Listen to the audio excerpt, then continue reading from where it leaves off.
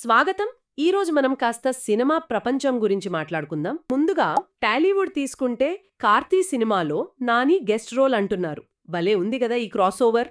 ఇది నిజంగా ఆసక్తికరమైన పరిణామం. ఇది కేవలం ఒక చిన్న క్యామియో మాత్రమేనా, లేక ఏదైనా పెద్ద మార్పుకు సంకేతమా? చెప్పలేం కానీ ఇలా తెలుగు తమిళ పరిశ్రమల మధ్య సహకారం పెరగడం మంచి విషయమే. కంటెంట్కి మార్కెట్కి కూడా ప్లస్ అవుతుంది. కరెక్టే. ఇలాంటివి ముందు ముందు ఇంకా ఎక్కువ చూస్తామేమో. ఇదే టైంలో విజయ్ యాంటోనీ బిచ్చగాడు 3 కూడా ప్రకటించారు. ఈ ఫ్రాంచైజీకి మంచి ఫాలోయింగ్ ఉంది కదా. అవును, చాలా బలమైన ఫ్యాన్ బేస్ ఉంది. ఆ ఎమోషనల్ కనెక్ట్ అది మళ్ళీ వర్కౌట్ అయితే ఇది కూడా హిట్ అవ్వచ్చు. అంచనాలుంటాయి మరి. ఉంటాయి, కానీ ఫ్రాంచైజీ భారం మోయడం కూడా ఒక సవాలే. కన్నప్ప గుర్తొస్తోంది. 5వ రోజే 73% డ్రాప్ అట. అవును, అది పెద్ద దెబ్బే. 200 కోట్ల బడ్జెట్ అంటున్నారు. ఎంతొచ్చిందిప్పటికీ? ఆ, సుమారు 27 కోట్లు అంతే. అంటే దాదాపు 13-14% రికవరీ అనమాట. ఇది చాలా తక్కువ. అమ్మో. 73% డ్రాప్ అంటే ఇక కష్టమే. దీనికి తోడు పెద్ద సినిమాలు రాజాసాబ్, హరిహర వీరమల్లు. అవును, అవి కూడా వాయిదా పడ్డాయి కదా. అవును, కింగ్డమ్ ఇవన్నీ పోస్ట్పోన్ అవ్వడం వల్ల ఈ వేసవి పరిశ్రమకు అంతగా కలిసి రాలేదు. కానీ ఒక పాజిటివ్ నోట్ ఏంటంటే ఎడ్ షీరిన్ టాలీవుడ్ ఫ్యాన్ అని చెప్పడం. అదైతే భలే విశేషం. అంటే గ్లోబల్ రీచ్ పెరుగుతోందన్నమాట. ఆర్ఆర్ఆర్ లాంటి సినిమాల ప్రభావమా? కావచ్చు. ప్రాంతీయ కంటెంట్కి దక్కుతున్న గుర్తింపు ఇది మంచిదే. భవిష్యత్తులో కథల ఎంపికపై కూడా ప్రభావం చూపించచ్చు. సరే, మరి బాలీవుడ్ వైపు చూద్దామా? అక్కడ పరిస్థితి ఏంటి? అక్కడ 2025 మొదటి అర్ధభాగం కొంచెం మిశ్రమంగానే ఉంది. అంటే చావా ఒక్కడే పెద్ద బ్లాక్ బస్టర్ అయింది. మిగతావి ఆశించిన స్థాయిలో ఆడలేదు. అవునా? ఒక్కటేనా? అంతే. ఇది చూపిస్తోంది గదా, బాక్సాఫీస్ ఎప్పుడూ ఊహించని విధంగా ఉంటుందని. గ్యారంటీ ఉండదు. నిజమే. ఇంకో ఆసక్తికరమైన విషయం, నసీరుద్దీన్ షా గారు ఆర్థికంగా నిలదొక్కుకోవడానికి రోజుకు ఎక్కువ షిఫ్ట్లు చేస్తున్నారట. అవును, అది విన్నాను. అంటే ఎంత పెద్ద నటులైనా ఆ ఒత్తిడి, ఆ అవసరం ఉంటుందన్నమాట.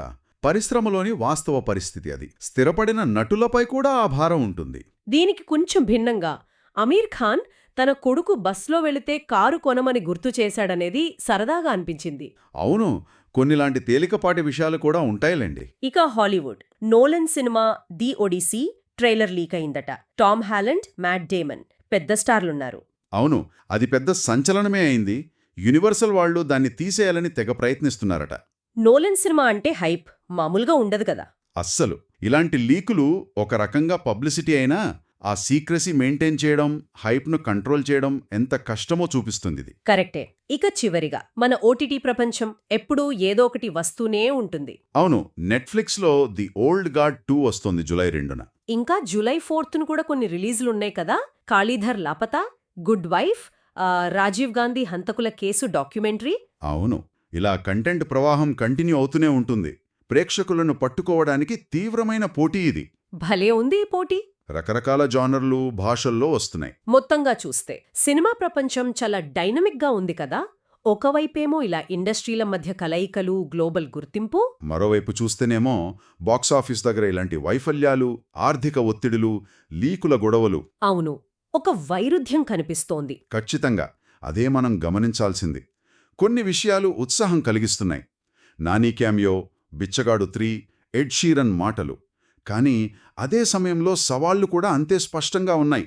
కన్నప్ప వైఫల్యం, వాయిదాలు, బాలీవుడ్ ఫలితాలు. హైప్కి వాస్తవానికి మధ్య గ్యాప్ అనమాట. అంతే. ఇక హాలీవుడ్ లీక్ విషయం కూడా. సమాచారాన్ని కంట్రోల్ చేయడం ఎంత కష్టమో చెబుతోంది.